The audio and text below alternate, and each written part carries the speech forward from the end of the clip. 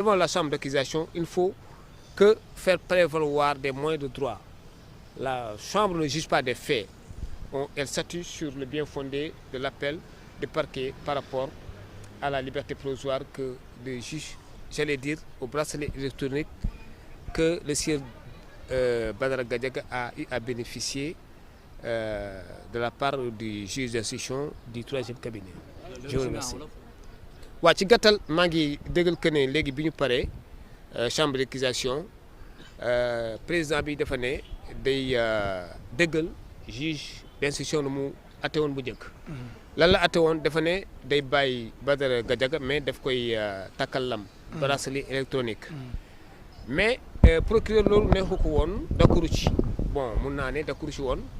la preuve en est que dafa def appel boobu nag moo pare ba ñu waroon ko atte tey te effectivement tey atte nañ ko maag avocat yi maître Baba Diop maître Soumaré maître Fall maître El Hadj Diouf maître Abdou Alassane Diallo et autres lañ doon plaider tey on a pris le contre-pied du procureur général moom dafa bañoon ba tëdd suuf ba ne carrément du nangu accepté wu d'accord si li juge bi dogal ñun nag ñu ne juge bi lu mu dogal ci yoon la ko teg mais heureusement chambre d'accusation bi juge bi la suivre ak avocat yi Badara Gadiaga bi la suivre Badara Gadiaga nit koo xamante ni vraiment son courage n'est plus à démontrer dafa gëm yàlla lii daf ko jàppee défi daf ko jàppee défi il est toujours positif il a un état d'esprit très positif bien sûr au contraire ça renforce, ça l'assagie, ça lui permettra vraiment de positiver tout et de mettre tout entre les mains de Dieu. Voilà, c'est le seul qui est le plus puissant. waaw ma ne delloo na lépp si loxoy yàlla ku gëm yàlla la voilà léegi nag li des mooy xam naa dañuy dem audience incha allah mais li ma leen di xamal mooy que ne en tout cas dossiers yi ñu jot a plaidé mooy Assane Diouf Abdou Nguer ak yeneen à chaque fois juge bi day bàyyi képp koo xam ne dañ koy toppee maanaam da nga yëkkati ay kaddu jëmale ko si ab jëwriñ boo xamante ni même pouvoir même dooleel am que président de la république loolu amul si code pénal te constitution Sénégal prévoirul loolu moo tax juge yi aussi ñoom yoon la ñuy atte yoon la ñuy atte te yoon bu ñu ko doxaloon bu procureur tardé woon affaire bi fu mu nekk nii kii Badara Gadiaga bàyyi nañu ko yàgg na appel procureur moo tax mu yexee nii mun na sax moom def pourvoi en cassation am na des 6 jours pour def en pourvoi mais yaakaaruma ko procureur ku am sens politique pénal ku xam droit la xam na ne prison yi fees na prison yi kayit yi ñoo fa war a dem ñuy jaay drogue ñuy def na ko si dul noonu ay viol yooyu mais pas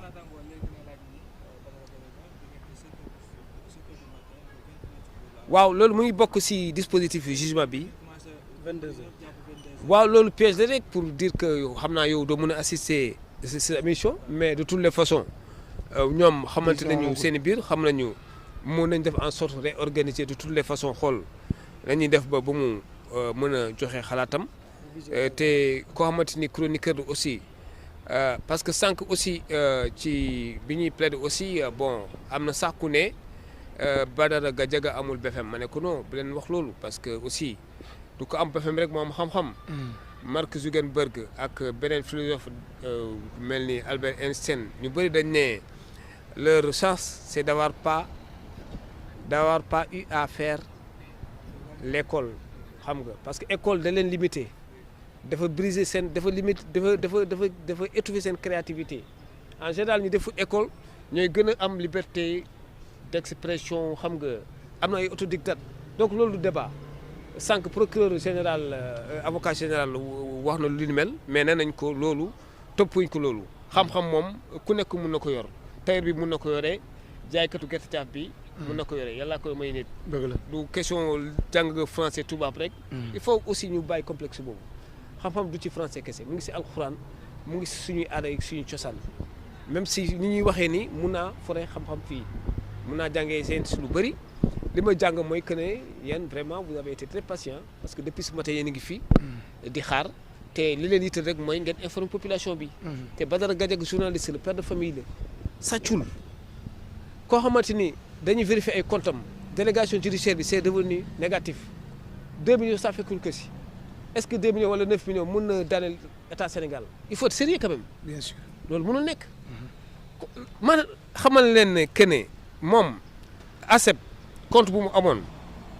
da doon transiter xaalis bi si benn plateforme bu ñuy woowee GSI moo koy dugal Orange Money. mais loolu lu ci nekk fort heureusement parce que juge bi aussi bu muy jël décision bi fa la sukkandiku ci délégation judiciaire bi délégation judiciaire indiwul dara loo xamante ni Badara Gadiaga dafa yore xaalis bu dul jeex non au contraire compte bi c'est devenu négatif donc vraiment Sénégal fu mu nekk nii soxluñu lii. soxluñu lii lépp lu ko indi mooy nit daal booy waxal loo xam wax lu rafet. En français si vous me permettez j'ai l'habitude de le dire à chaque fois qu'on lui donne Miguel que votre parole soit impeccable. parce que kaddu bu génnee souvent mun na indi yu bëri commencement ba fa la ñu war a xool lan la ñu wax au début lan moo topp Sénégal parce que ñu ngi nii si atmosphère boo xam ne c'est négatif. c'est les ondes négatives sont en train de circuler dans ce pays. Bon, les énergies devaient être canalisées ailleurs. Pas si yi ni mel ay journalistes yi téye xam nga amul solo prison yi dafa fees magistrats yi dañu bëri liggéey pénitenciers yi dañu sonn man je comprends koo xamante ni yore na quantité de drogue bu dul jeex ku rey nit nga tey ko ku violé def naka su dul noonu ñu yóbbu la prison mais koo xamante ni da nga nekk si télé di wax sa avis sa xalaat mais débat d'idées kay moom ku nekk mën na ci wax na nga xam ni ngay wax rek il faut pas ñu ne da nga war a jàng France da nga war a am BFEM wala agrégation nga war a wax si yenn débat yi non non loolu s'en faut ci gàttal daal ma leen di xamal que ne ñu ngi leen di jox rendez-vous d'ici 6 jours après xool bu fekkente ne parquet général deful appel te ñu ngi koy ñaan mu bañ a def appel. De toutes les façons Badara Gadiaga moom ñaanul dara il assume ce qu'il a eu à dire. Il est constant dans sa démarche. Il est lucide et conscient de ce qu'il n'a pas eu à prononcer un discours contraire aux bonnes mœurs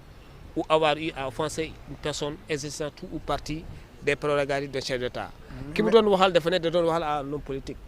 te benn jugement la doon cité la doon lire à partir de ce moment je ne pense pas moom infraction à son endroit la preuve en est incha allah bu demee audience dañ koy relax si infraction boobu noonu. mais maître yaa ngi am yaakaar incha allah rabi comme tey si suba toute la famille de Badara Gadiaga ñi ngi fi woon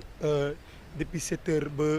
depuis 6 heures du matin ba heure bi est-ce que tamit yaa ngi am yaakaar si 6 jours yi wax dëgg yàlla war nañ ci mën a libérer Badara Gadiaga war a mën nga ñu waxaat tamit mën na jur leneen ndax yaa ngi ci am yaakaar comme ni Abdou Nguer rombé ni Assane Diouf rombé wax dëgg yàlla ñun am nañ yaakaar daal ci yow. justement am naa ci yaakaar am naa yaakaar aussi si. juge yi def nañ seen liggéey déjà. am naa yaakaar aussi si procureur. parce que maa ko wax sànq procureur fii dafa am sens politique pénal élevé dafa xam luy politique pénale parce que xam nga yóbbu criminel prison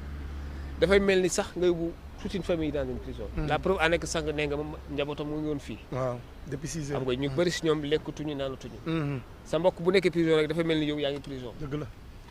donc nañu xoolaat bu baax ni ñuy yóbbee nit ñi kaso. moo tax ma ne il faut que juge de la liberté de la détention mën a am. que chambre d'accusation bu décider aussi même parquet bu defee pourvoi war na mën a suspendre décision chambre d'accusation boobu. pour loolu nag aussi il faut que ñu changer disposition code pénal bi ak code de procédure pénale bi. parce que aussi il faut qu'on s'adapte à l'heure du net. Internet est là on ne peut pas arrêter la mère de la liberté d'expression avec ses bras. voilà am na ñoo xamante ni dañuy wax lu garaaw a garaaw nekk bitim réew nekk fii mais kenn mënuñ jàppaloo ñëpp ah ce moment là duñu je pense pas que ñu def liggéey bu war si réew mi waaw su opposé wu dañuy def cour suprême te bu boobaa cour suprême moom droit rek lay wax li chambre d'accusation def am nañu yaakaar moom lay def lii pour ñun dilatoire la une volonté de faire maintenir quelqu'un en prison mais on comprend aussi le parquet veut protéger l'institution d'une république mais on l'a prouvé tout à l'heure que malheureusement la constitution ne le prévoit pas article 254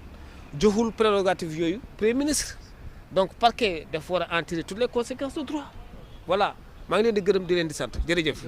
jërëjëf gars yi jaajëf mu nekkoon maître Aboubacry Baro mbokk yi yaakaar naa ni ñoo ko. ñu ngi leen di gërëm di leen siyaar site internet yëpp ñu ngi leen di gërëm di leen siyaar di wax ne dégg nañ li maître wax na fi ay français.